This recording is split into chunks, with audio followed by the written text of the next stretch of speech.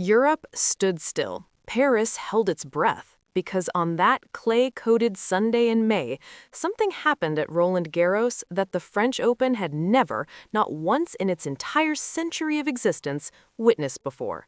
80 million pairs of eyes locked onto a single court, a single player, a 20-year-old girl from Manila who walked through those gates and rewrote the definition of what it means to carry an entire nation on your shoulders. Nobody had ever arrived at a Grand Slam debut quite like this. Not with a country flooding the streets at midnight just to watch, not with chants echoing through Parisian stands from fans who had traveled thousands of miles for one name, not with the weight of 100 million people's hearts compressed into a single tennis racket. This was not just a debut, this was a seismic shift in the history of the sport itself, and Europe never saw it coming. There is a particular kind of hunger that only the overlooked ever develop, a ferocity forged not in privilege, but in the quiet, grinding hours of being told, through silence, through absence, through a world that simply forgot your country existed on the tennis map, that you do not belong here. Alexandra Eala knew that hunger intimately. She grew up in Manila, in a nation where tennis barely registered as a footnote beside basketball and boxing. The Philippines had never, not in the open era, not in living memory, placed a woman inside the main draw of a Grand Slam. The door had been shut so long, most Filipino fans had stopped knocking. They assumed it was locked from the inside. But at age 12, a left-handed prodigy with fire behind her eyes boarded a plane to Mallorca, Spain, and walked through the gates of the Rafael Nadal Academy. She did not walk out for years. She trained on those clay courts obsessively, absorbing every lesson, every defeat, every correction from coaches who surrounded the greatest clay court player in human history. She developed a forehand that could peel paint off a wall, and a two-handed backhand so technically precise it drew comparisons to veterans twice her age.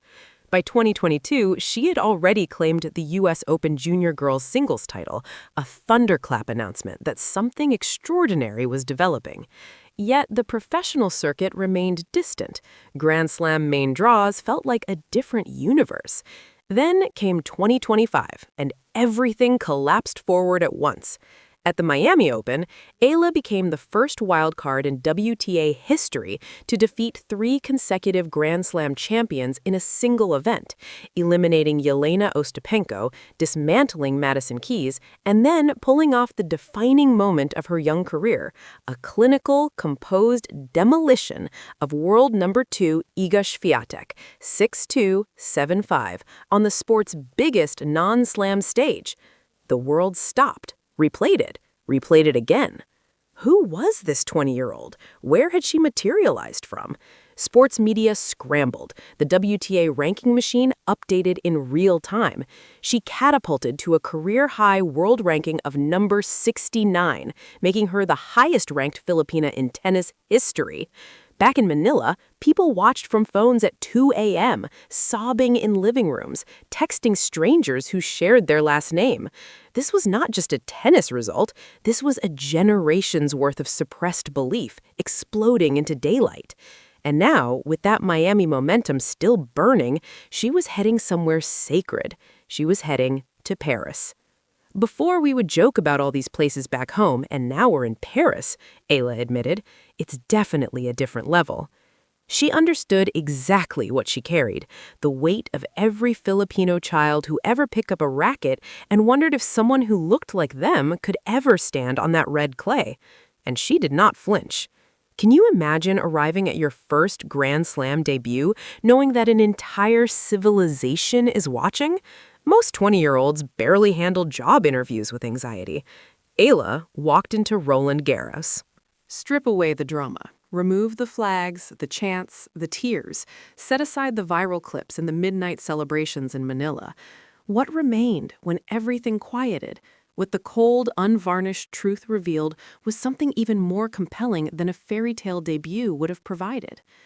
Alex Eala had arrived at Roland Garros as a genuine competitor, not a symbol draped in sentimental significance. She had earned her ranking of world number 69 through one of the most statistically extraordinary individual runs in recent WTA history. Defeating 3 consecutive Grand Slam champions as a wild card was a feat without precedent in the history of the association. That fact existed independently of any narrative anyone attached to it. But here is what those attendance numbers and viewership figures genuinely exposed about the sport's future. Women's tennis had been searching, urgently and sometimes desperately, for the next magnetic personality capable of expanding the game's global footprint beyond its traditional European and American foundations. The sport had remarkable champions. It lacked geographical diversity in its storytelling. It had not yet produced a figure who could simultaneously represent the world's 11th most populated country and compete credibly against the game's elite. Until now. The Rafael Nadal Academy's investment in nurturing Eala since the age of 13 had produced the sport's most powerful emerging crossover figure, an athlete whose technical credentials were beyond debate, whose cultural resonance was unmeasurable by conventional metrics, and whose commercial potential was so obvious that major sponsors began making calculations the moment her second set comeback flashed across global broadcasts. The 80 million figure was not simply an attendance curiosity, it was a market signal. A declaration that Southeast Asia, home to hundreds of millions of passionate, sports-consuming fans who had never had a representative at this level, was prepared to invest emotionally and financially in women's tennis if women's tennis gave them a reason. Eala had given them several. Filipino fans were described as still in their infancy regarding tennis etiquette, their enthusiasm occasionally overflowing the structured silence the sport traditionally demanded. But that rawness, that uncontained volcanic passion, it was not a liability. It was the most authentic form of fan devotion the sport had encountered in years. You cannot manufacture that. You cannot replicate it through marketing campaigns or strategic broadcast partnerships. It emerges organically from a genuine, desperate love for someone who finally looks like you, finally speaks for you, finally proves that the door was never actually locked, just waiting for someone determined enough to push it open. And Eala had pushed it off its hinges. Some debuts end careers, some simply begin them. And some, the rarest kind, transform the entire landscape around the person stepping forward, so that every athlete who follows in their footsteps walks a slightly different terrain than the one that existed before.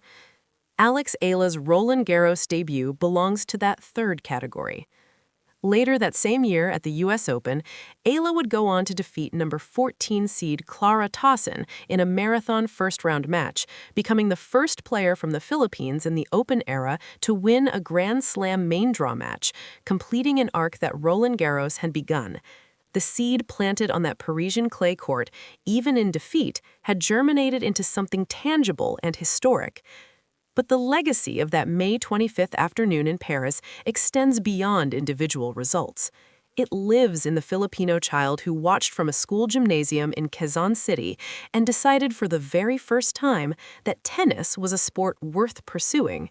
It lives in the WTA boardroom conversations about Southeast Asian broadcast rights that now carry urgency they previously lacked.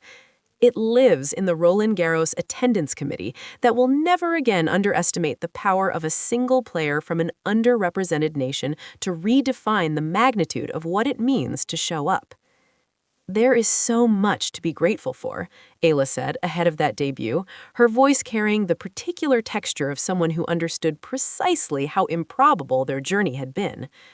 Gratitude, perspective, and beneath both of those, something quieter, more dangerous, and entirely more powerful. Ambition. Because Eala did not travel to Paris to be grateful. She traveled to win. The first chapter had closed with a scoreline that stung, but the larger narrative, the one being written across seasons, across continents, across the slow accumulation of evidence that she belongs in the sport's highest rooms, that narrative was accelerating. Europe had been shocked into attention. 80 million witnesses had signed their names to a story that had barely reached its second page. What happens when she returns to Roland Garros? What happens when that left-handed forehand finds its rhythm not in a second set, but from the opening game, without wind to fight or debut nerves to metabolize? What happens when a player of this caliber, with this global following, with this technical foundation, arrives at a Grand Slam not for the first time, but for the second? That question is not hypothetical. That question is a calendar date. And when it arrives, 80 million might not be enough. If you stayed through every chapter of this story, then you already understand why Eala is different. Drop a comment below. Do you believe she reaches a Grand Slam quarterfinal by 2027? The debate starts now. And if this kind of storytelling moves you the way it moves us, hit subscribe, because the next chapter of this story is already being written. The morning after Eala's Roland Garros debut, European sports media woke up to a story they had not anticipated covering. French newspapers ran photographs of Filipino fans draped in flags inside the stadium. Spanish sports coverage, always attuned to anything connected to the Rafael Nadal orbit, devoted significant space to the girl trained at Nadal's Academy who had single-handedly transformed the demographic texture of the French Open's audience. Italian tennis analysts posted extended threads examining the crowd composition and what it signaled about where global tennis audiences were evolving. This was Europe genuinely reckoning with something it had not computed. An athlete from the Philippines had arrived at its most prestigious clay court cathedral and generated a cultural moment that transcended the sport itself. Rafael Nadal, the recently retired tennis legend whose academy had shaped Allison's adolescence, was in Eala's corner in spirit, and every journalist covering the tournament knew it. The symbolism was impossible to escape. The greatest clay court player ever, having built his legacy on that same Parisian red earth, had transferred a fragment of that knowledge into a 20-year-old Filipina now walking the same courts. Eala herself had articulated the magnitude of what she represented with a clarity that silenced any cynicism. "Being the only Filipino on the stage, I'm representing our country and our people," she said. "I think that's also what sets me apart from so many of these players. I come from Manila because no one has done it before. No one has been here, and I think that's so close to my heart."